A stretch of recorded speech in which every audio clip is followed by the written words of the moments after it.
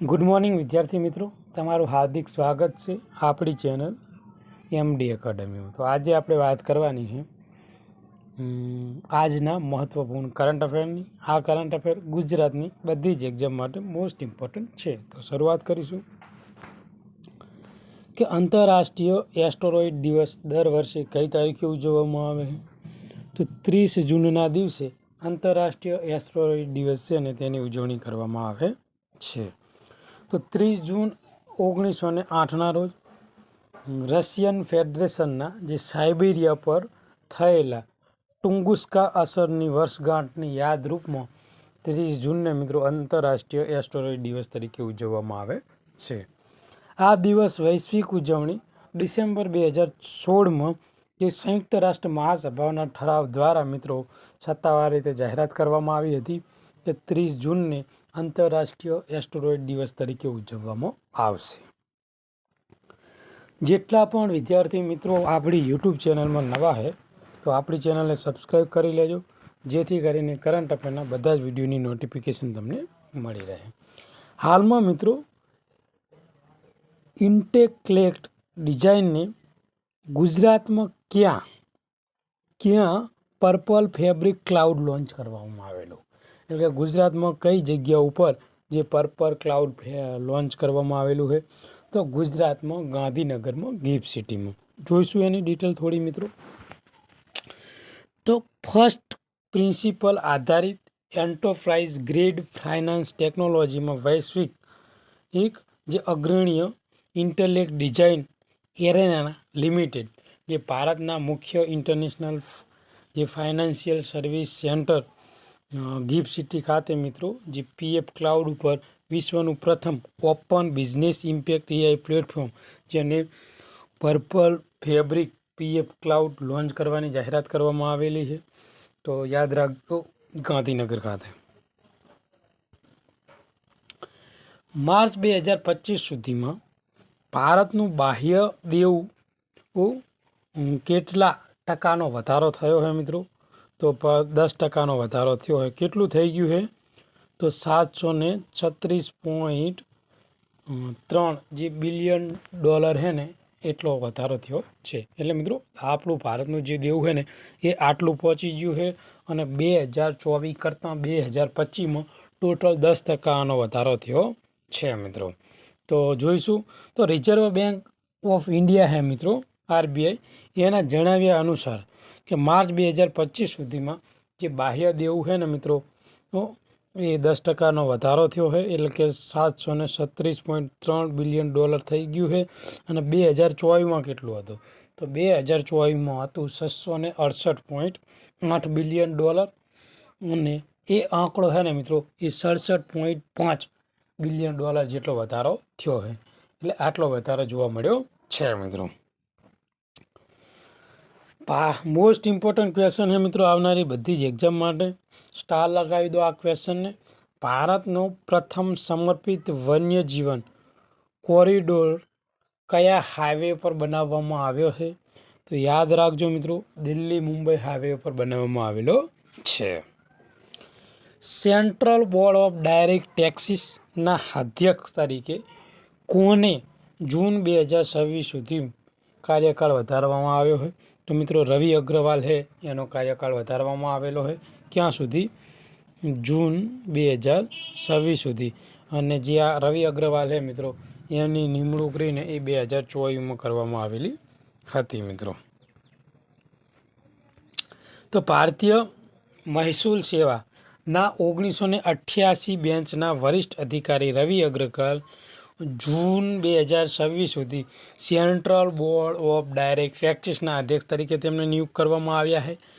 Cabinet નિમણૂક સમિતિ દ્વારા તેમના કાર્યકાળનું વિસ્તરણને મંજૂરી આપવામાં આવી છે, જેનાથી દેશને સર્વોચ્ચ ડાયરેક્ટ ટેક્સ નીતિનું નિર્માણમાં સંસ્થાના નેતૃત્વ અને જે સાતત્ય છે તે સુનિશ્ચિત થાય। અને અગ્રવાલે પહેલીવાર જૂન 2024માં ભૂમિકા સંભાળી છે અને અગાઉ જુલાઈ 2023માં સુધી સભ્ય તરીકે તેમને સેવા આપેલી છે. તો તેમની નિમણૂક થઈ હતી જૂન 2024માં. એની પહેલાં તેમને આના સભ્ય તરીકે પણ સેવા આપેલી છે. એટલા માટે જે રવિ અગ્રવાલ છે એનો કાર્યકાળ 1 વર્ષનો લંબાવવામાં આવેલો છે. તો ભારતમાં કઈ સંસ્થાઓ ઓગસ્ટ 2025 સુધીમાં દેશભરમાં યુપીઆઈ સક્ષમ QR કોડ ચૂકવણી આપવા માટે તૈયાર છે. તો ભારતની જે પોસ્ટ વિભાગ છે મિત્રો, તો પોસ્ટ વિભાગ અંદર આવતી જેટલી બેંકો છે એ QR કોડ સાથે ચૂકવણી આપવા માટે સક્ષમ બની છે. તો પોસ્ટ વિભાગ હેઠળ ભારતની પોસ્ટ ઓફિસ ઓગસ્ટ 2025 સુધીમાં દેશભરમાં તમામ કાઉન્ટરો ઉપર યુપીઆઈ આધારિત QR કોડની ચૂકવણી માટે તૈયાર છે.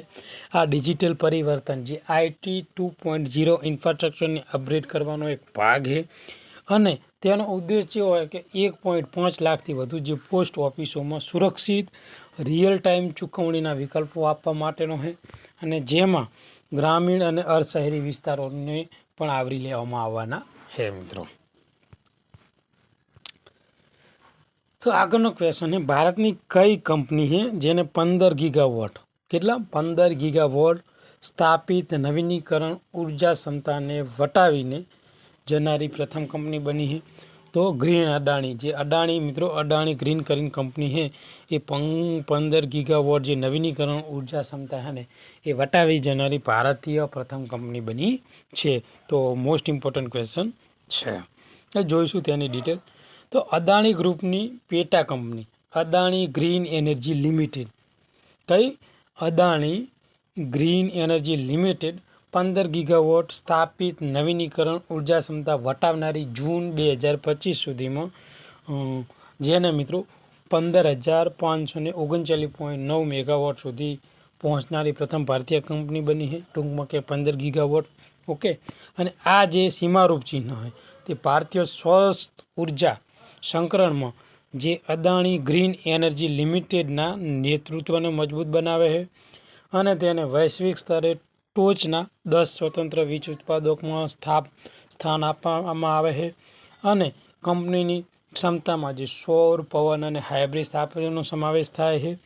એક જ વર્ષમાં નાણાકીય વર્ષમાં મિત્રો તેને 3,300 જે મેગાવોટ સુધી ઉમેરો કર્યો હોય, એટલે કે મિત્રો તેને પોતાની જે ક્ષમતા છે એમાં 3,300નો ઉમેરો કર્યો છે ઉર્જામાં.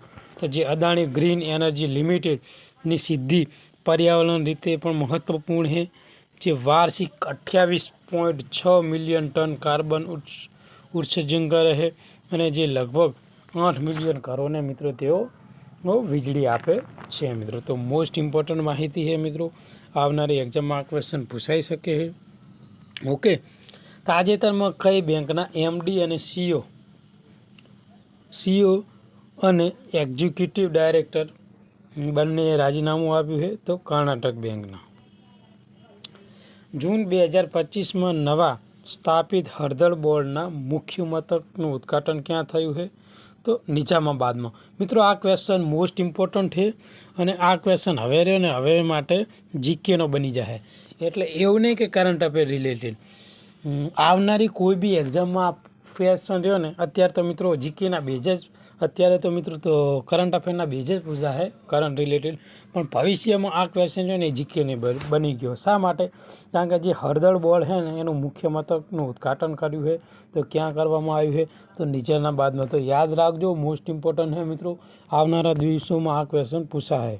ઓકે, તો જોશું 30 જૂન 2025ના રોજ કેન્દ્રીય ગૃહમંત્રી અમિત શાહ દ્વારા તેલંગાણાના જે નિઝામાબાદમાં જે હળદર બોર્ડના રાષ્ટ્રીય મુખ્યાલયનું ઉદ્ઘાટન કર્યું છે. તો મિત્રો અહીંથી જો ક્વેશ્ચન શું બને છે કે કયા રાજ્યમાં? તો યાદ રાખજો તેલંગાણા, કઈ જગ્યાએ? તો નિઝામાબાદમાં, અને કોના દ્વારા ઉદ્ઘાટન કરવામાં આવ્યું છે? તો જે ગૃહમંત્રી અમિત શાહ છે ને એમના દ્વારા. તો આ 3 પોઈન્ટ આપણા માટે ઇમ્પોર્ટન્ટ છે મિત્રો. ઓકે, રાજ્ય, જગ્યા અને કોના દ્વારા ઉદ્ઘાટન કરવામાં આવ્યું છે. ઓકે, તો આ જે પગલું છે એ હળદરના ખેડૂતોને ટેકો આપવા, ઉત્પાદનની ગુણવત્તામાં સુધારો અને 2030 સુધીમાં $1 અબજ લક્ષ્ય સુધી પહોંચવા માટે નિકાસમાં વધારો કરવા માટે મિત્રો આ એક મહત્વપૂર્ણ પગલું ભરવામાં આવ્યું છે. એટલે મૂળ જે હળદરના ઉત્પાદનના જે ખેડૂતો હોય એક તો એમને ફાયદો થાય, આ ઉપરાંત જે હળદરની મિત્રો નિકાસ છે એમાં વધારો કરવા માટે મિત્રો આ એક મહત્ત્વપૂર્ણ પગલું ભરવામાં આવેલું છે, જે તેલંગાણાના નિઝામાબાદમાં હળદરનું મિત્રો મુખ્યાલય ખોલવામાં આવેલું છે. તો હળદરના ઉત્પાદન કરતા જે અગ્રણી પ્રદેશમાં નિઝામાબાદ લાંબા સમય સુધી સમર્પિત જે સંસ્થાની માગ કરી રહ્યું હતું, એટલે મિત્રો નિઝામાબાદમાં આ હળદર બોર્ડનું જે કેન્દ્ર છે અથવા કે મુખ્યાલય છે એને ખોલવામાં આવ્યું છે મિત્રો. તો કઈ કંપનીએ એઆઈ મોડલ આલ્ફા જેમોને વિકસાવ્યું છે? તો મિત્રો ગૂગલે વિકસાવ્યું છે.